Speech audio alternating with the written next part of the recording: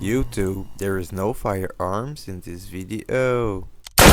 Welcome back to the Loki AirgunArchery YouTube channel for this Vevor Handpump maintenance. I will start by taking a look at the air filter to make sure that there's no moisture going into my PCP tank. To do so, you will need 2 wrenches, so I took the one in the pump kit and an adjustable wrench to grab onto the outer staff. Okay. It is pretty important to check this little filter because moisture is never a good thing anywhere.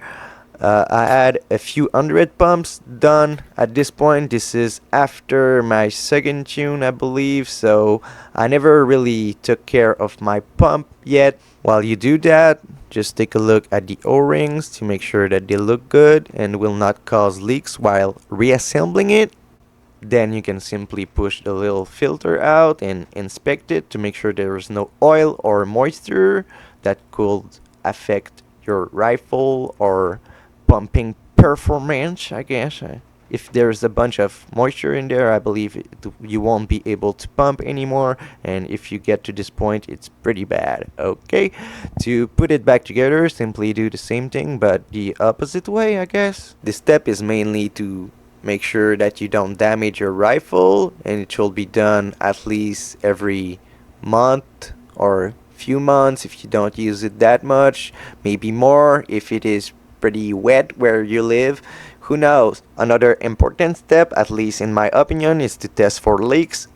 Every time you do something, it will help you to know where it leaks from, if it does leak, if you did something wrong.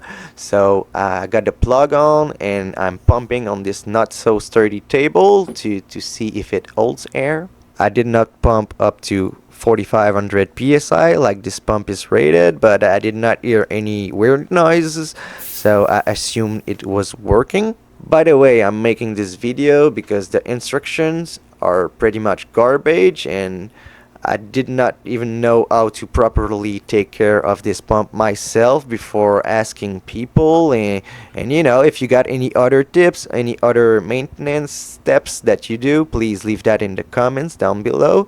But right now I'm trying to figure out how to remove the handle, and that's not how you do it. Okay, so yeah, and by the way, it's in the middle of the night and I'm doing that.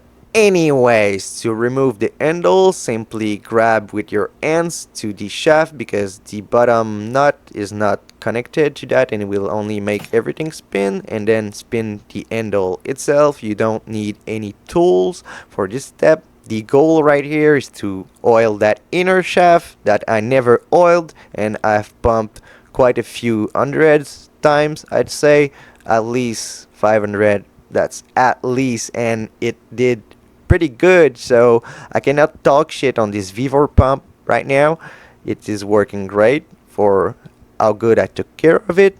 So to oil that inner shaft, simply put a few drops of oil on it and wipe the excess off and the dirt. Like you can see there, it was getting pretty dirty. This is what you want to avoid, getting onto your seals and causing premature wear.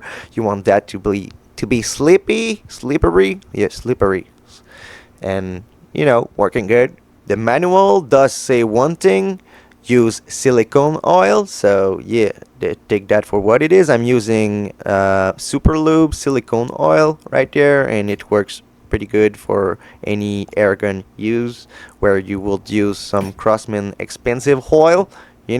I really don't recommend using any other kind of oil because silicone oil is slippery even when dry, and you don't want excess oil getting into your pump and blocking some airflow and stuff like that. You can literally make it stop working if you put too much oil on it. So put like 3 drops, wipe it down, and when it's clean, put it back together and test it for leaks, my boy. Oh, and maybe check that bottom nut to make sure that you did not loosen that thing while playing with other stuff, or just make sure that it's tight too. That could be a good thing. Don't look at my belly, please. But yeah, next step will be oiling the outer shaft, which is the easiest step. I did that a few times already. It is very easy and will also make pumping easier. You want to do that every now and then when you feel like it is not as slippery anymore, to preserve the seals and have more fun pumping in general. So clean that shaft with silicone oil again, and that will make it a lot better. I'm not sure of what this black stuff is. Maybe a bit of seal dust or metal dust. I don't know. I don't know if it will always do that or it was the break-in period, but I might give you an update on that later if this video does better than my unboxing. So yeah, clean that shaft. But honestly, for what I did with it yet, only a few hundred pumps. I'm not at thousands of pumps and many years, but this Vevor pump has been treating me well. I'm not too sure of what that noise was because it literally sounded like it was leaking from the top at this point, even though the bleed valve was open. I'd guess that maybe the ball that acts like a valve kind of thing got disturbed and it needed a bit of hair to go back in place, but it was holding hair after that and making cat noises.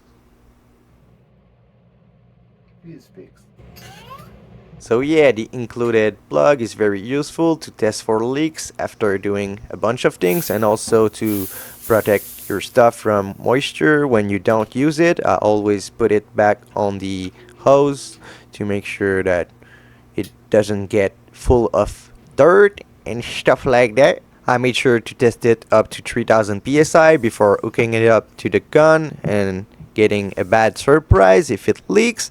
Another thing that you can do to make sure that your end pump lasts a lot longer is to stop after around 50 pumps, wait 10-15 minutes, depending if it is hot or not, I guess, to make sure that you don't burn your seals. That's a bit like fast pumping a pumper. If you do it slowly, there is less chance of heat building up and premature wear.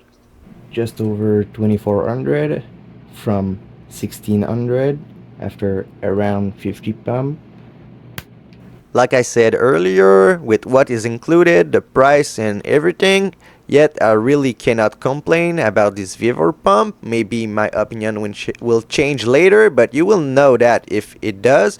But you get a few extra filters too to get you started. Just over 24, let's do 15.